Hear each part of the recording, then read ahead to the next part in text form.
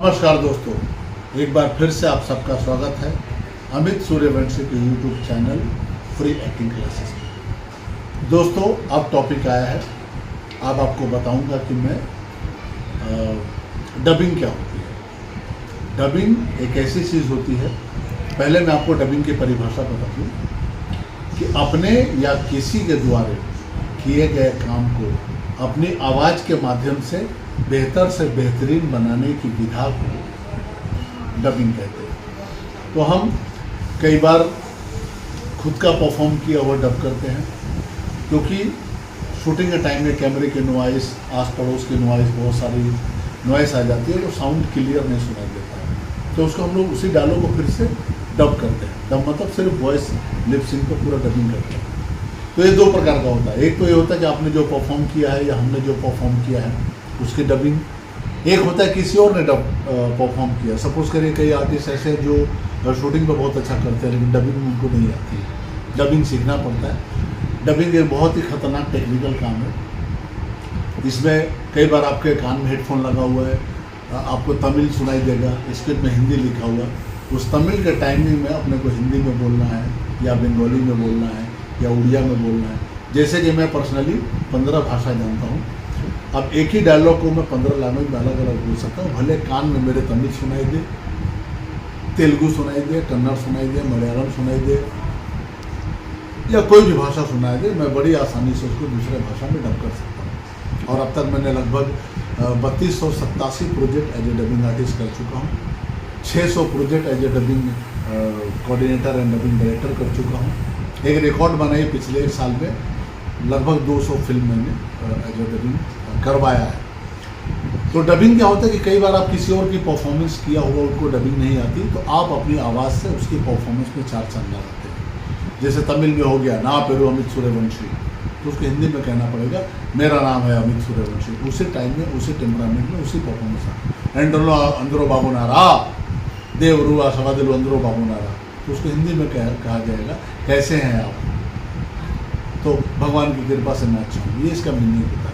तो हम उसको डबिंग कहते हैं। अब डबिंग भी कई प्रकार के होते हैं। जैसे अब क्राउड डबिंग हुआ, जैसे आपने मेरे कई वीडियो में देखा होगा कि काफ़ी लोग वहाँ इकट्ठे हैं और वो जो एम्बियंस चलता है, जैसे कि हॉस्पिटल का सीन है तो कुछ लोग करा रहा डॉक्टर कब आएंगे, मैडम वो मेडिकल स्टोर का है, मैडम फला डॉक्टर कब आएंगे, ये सारा है। सपोज के मार्केट का है तो ये दो वो दो, साड़ी खरीदना है, स्कूटर किसने पार्क किया, रोड का एम्बियंस है, गांव का एम्बियंस है, पार्टी का एम्बियंस है। तो आप देखिए कुछ वो डबिंग नहीं करते, वो क्राउड डबिंग हम लोग खुद करवाते हैं। तो ये अलग अलग चीज़ों की क्राउड डबिंग होती है। फिर इंडिविजुअल कैरेक्टर डबिंग होती है। जैसे फादर का रोल तो उस एज ग्रुप के आदमी को बुला के वॉइस से सिमिलर हो, मिलता जुलता या उससे बेटर हो, वो हम लोग उसको डबिंग करवाते हैं। तो इस पूरे प्रोसीजर का जो डबिंग पोर्शन है, ये आपको किसी भी फिल्म को, आपने कई बार देखा होगा जापानीज़ फिल्म हमने हिंदी में डबिंग करवा के रिलीज़ किया। कई बार हम लोगों ने रशियन प्रोजेक्ट्स को भी हिंदी में डबिंग करवाया, हिंदी प्रोजेक्ट को भोजपुरी में करवाया, भोजपुरी को गुजराती में करवाया, गुजराती को फिर राजस्थानी में करवाया, राजस्थानी को फिर सिंधी में करवाया। तो डिफरेंट तो उसमें लिप सिंक का हम ज़्यादा ध्यान रखते हैं, ताकि आप देखने वालों को लगे कि प्रॉपर वो हिंदी ही है, मगर वो एक्चुअली देखेंगे तो हिंदी नहीं है। ये तमिल हिंदी टू तमिल भी करते हैं, तो हम लिप सिंक का ज़्यादा ध्यान रखते हैं। तो दोस्तों, ये होता है डबिंग। अब अगले मैं आपको बताऊंगा कि कास्टिंग क्या होती है। उसके बारे में आई थिंक आपको पता, चलो आज ही बता देता हूँ।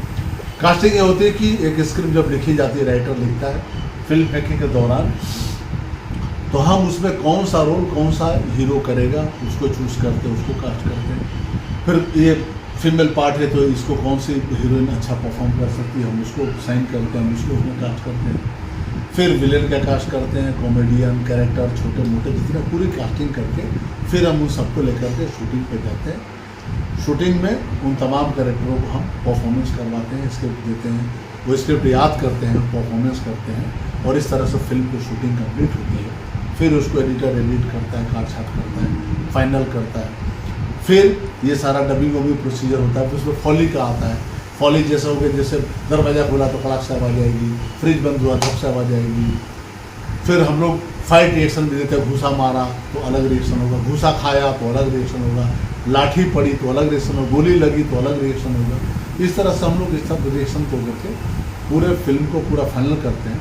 उसके बाद उसके बैकग्राउंड म्यूजिक आती है, तो बैकग्राउंड म्यूजिक में हम बीजीएम डालते हैं, इफेक्ट वगैरह तो सब डाल दिया, बॉडी फॉल, प्रॉपर्टी फॉल, गाड़ी का साउंड, ये सब साउंड उसमें भरा जाता है। बाद में फिर फाइनली उसको ओके करने के बाद फिर उसको फाइनल मिक्स करते हैं। दोस्तों आपको बता दूं कि फिल्म एक ट्रैक चलता है, विजुअल जो विजुअल होता है वो एक ट्रैक चलता है, लेकिन साउंड इसमें कई बार 140 से लेकर 200 से 250-300 ट्रैक तक चलता है। उसमें ऑली फॉली, डबिंग, बैकग्राउंड, बीजीएम के भी अलग अलग होते हैं, म्यूजिक डायरेक्टर के जो गाने होते हैं वो गाने, उनका अलग अलग ट्रैक, प्लस थीम म्यूजिक, ये सारा मिला करके उसको मिक्स करते हैं और फिर एक फाइनल प्रिंट हम आपके सामने पर्दे पे यूएफओ के माध्यम से, डिजिटल माध्यम से, पहले तो नेगेटिव होता था तो साउंड को 19.5 फ्रेम हम आगे रखते थे, तो वो तब मोनो साउंड था, तो 19.5 फ्रेम साउंड हम आगे इसलिए रखते थे कि जब तक पर्दे पे पिक्चर आएगी साउंड पहले आ जाता था, क्योंकि लाइट की स्पीड ज़्यादा है, साउंड की कम है, तो साउंड को हमेशा आगे तो उसको बैरेट पिन बनाते थे। लेकिन अब तो डिजिटल माध्यम आ गए, यूएफओ के माध्यम से हम उसको लोड करते हैं और लोड करने के बाद वो प्रोजेक्ट, वो फिल्म आपके सामने पर्दे पे आती है। आज के लिए बस इतना ही।